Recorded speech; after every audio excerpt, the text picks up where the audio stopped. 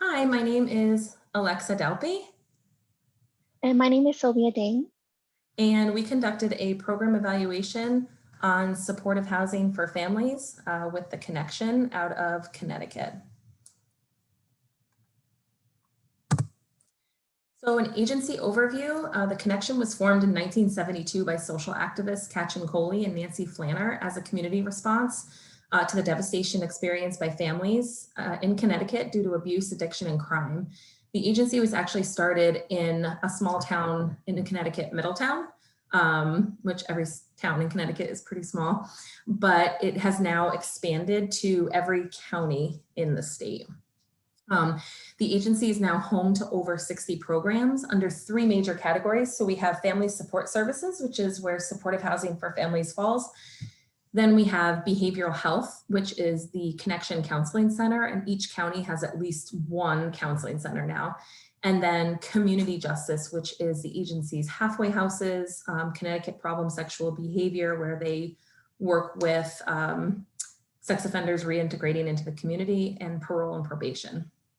And the agency mission is building safe, healthy, caring communities and inspiring people to reach their full potential as productive and valued citizens.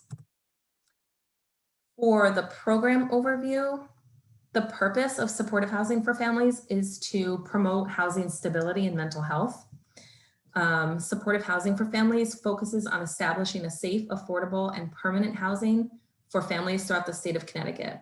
The agency's primary objective is to focus on developing a strong relationship between families and their children who have either been in foster care or to prevent children from being placed in foster care, specifically where housing is a barrier to either keeping the children in their care or a barrier to reunification.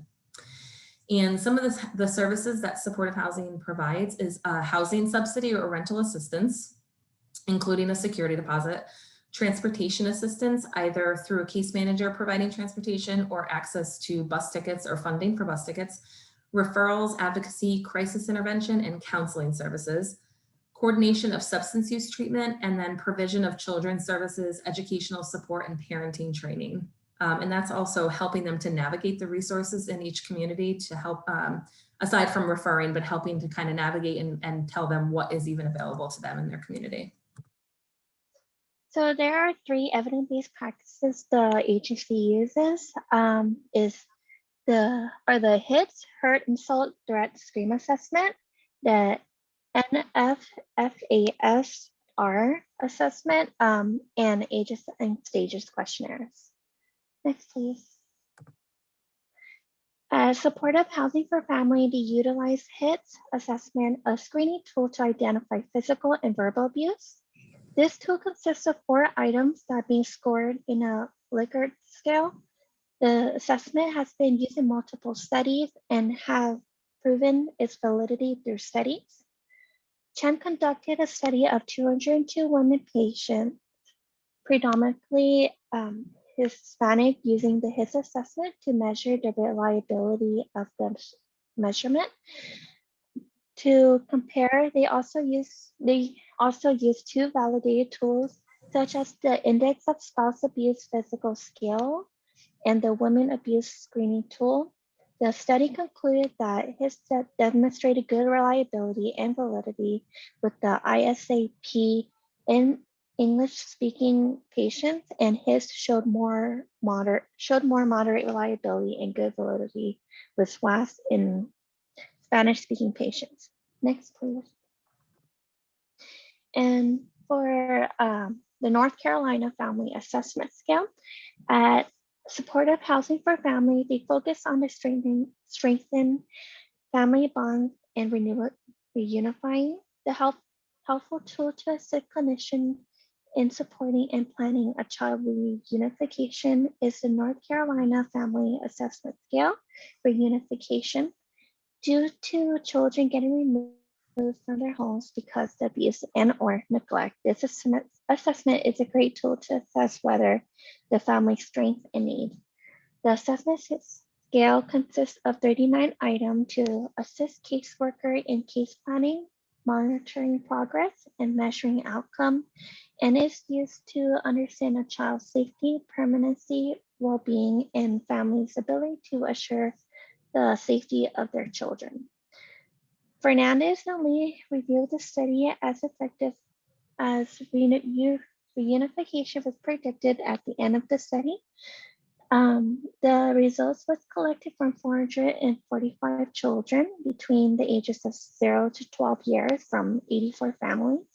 The results of the study revealed that there was an increase in score in all domains in the NCFASR, environmental, parental capabilities, family interaction, family safety, child well-being, ambivalence, readiness, and overall NCFASR. Next, please. And for ages and stage questionnaires, when it comes to monitoring a child's developmental milestone, the ASQ is a great tool to identify what services or resources the child and their family may need.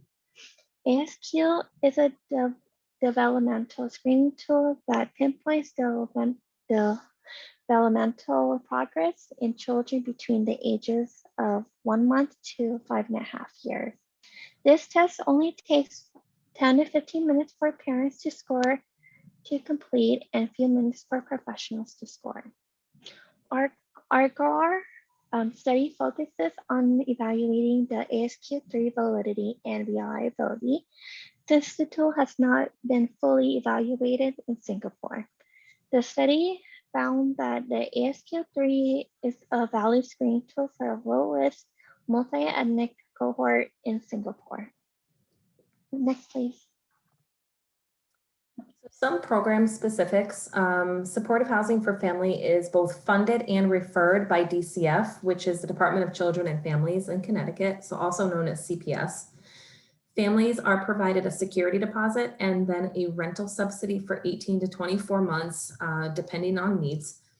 Each family is assigned an individual case manager, and for the duration of their time in the program, they receive in-home intensive case management. So weekly case management at least, more if necessary, or if the client feels like they need more support. And then additional services include vocational support, behavioral health, either through the connection or an external agency, treatment planning, which takes place every 3 months, and referrals to additional appropriate community service. Supportive housing for families now serves roughly 500 families statewide.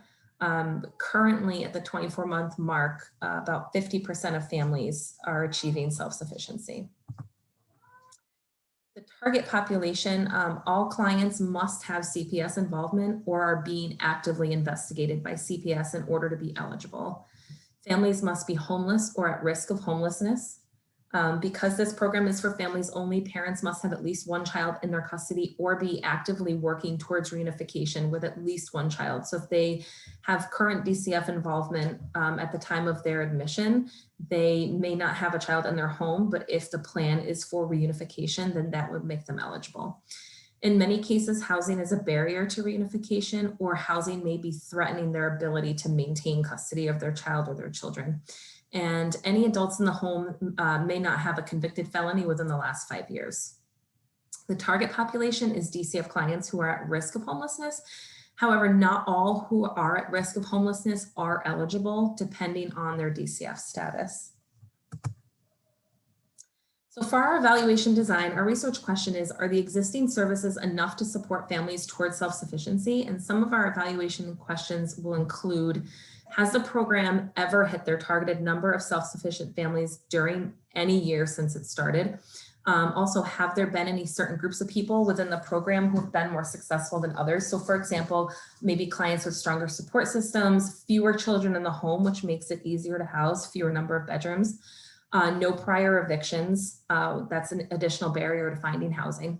And then what parts of the program seem to benefit the clients more? So we'll be using an outcome evaluation because we're looking to assess the effectiveness of the program in producing change. And we plan to ask participants how much of a difference the program has made for them so far. Currently, the agency does not feel that the results match the intended outcome. So a qualitative method will be used because we're looking for semi-structured in-depth interviews where the client drives the conversation and is asked more open-ended questions in order to provide feedback in their own words. The strengths to that is it allows for the agency to receive feedback that the client articulates and they can discuss what their needs are. And also qualitative interviews are open to new information that we may not have considered. The limitations are it's difficult to document because the answers will vary. So we can't document how many of each answer we received. It's going to be a little bit more all over the place.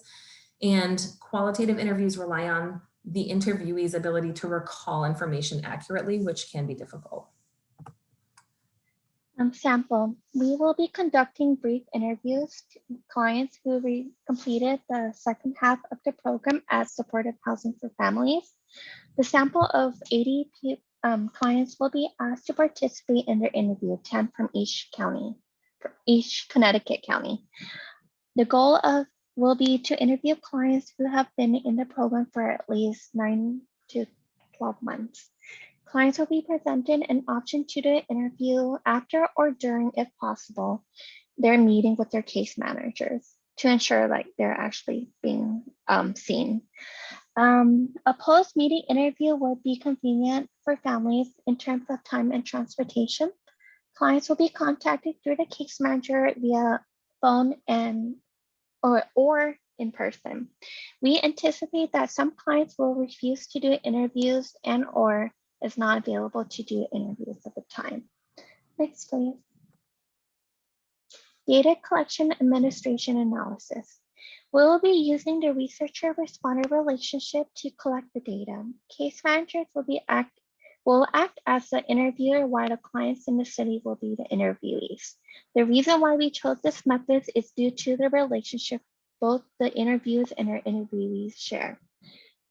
According to DeCarlo, demonstrating respect for the interviewee's time and story will help them feel comfortable sharing with you. And at its core, the interview interaction should not differ from any other social interaction in which you show gratitude for a person's time and respect for a person's humanity.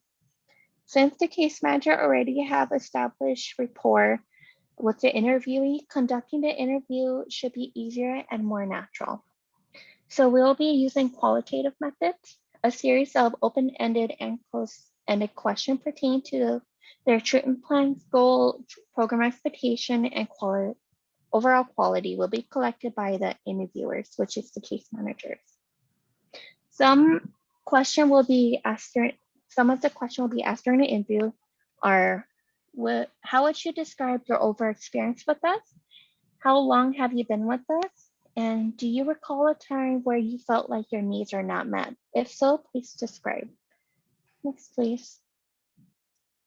So to conclude, to go over some of the overall limitations, open-ended questions do not necessarily provide clear-cut answers, as I'd mentioned earlier. So it's going to give us a wide variety of answers that we receive.